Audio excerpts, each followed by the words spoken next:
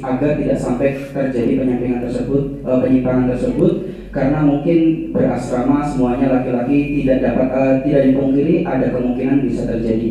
Jadi agar preventif agar tidak sampai terjadi, dan juga kalaupun nanti terjadi tindakan represifnya itu seperti apa langkah konkretnya. Mungkin itu saja, terima kasih, mohon maaf dari saya. Air minum dan sebelumnya Al-Azhar dan sebelumnya juga SMA masa depan. Nah, di SMA masa depan ini sudah menerapkan positif disiplin jauh sebelum Kemendikbud itu memperlakukan terkait undang-undang disiplin positif.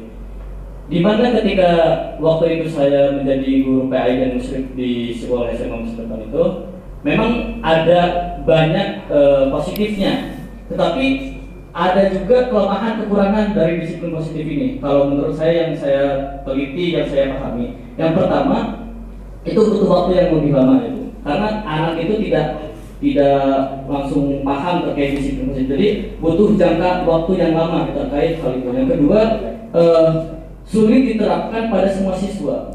Jadi ada beberapa siswa yang sulit di sana, bisa jadi dia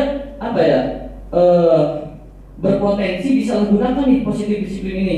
Misalkan ketika datang ke sekolah tepat waktu, kemudian karena gurunya atau muslimnya itu tidak boleh menghukum secara kekerasan atau secara pokoknya tidak boleh menghukum, harus melakukan mediasi dan sebagainya.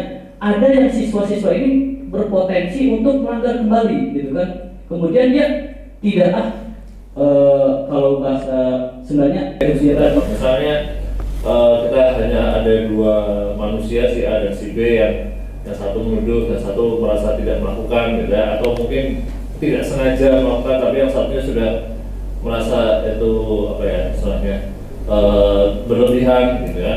Nah, gimana kita menghadapi itu, gitu? Karena isu misalnya kayak yang kekerasan seksual atau pencurian itu kan dampaknya istilahnya.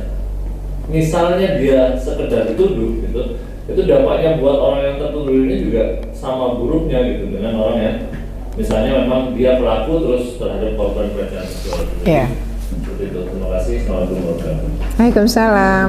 Terkait dengan penyimpangan atau penyimpangan orientasi seksual ya maksud Bapak ya.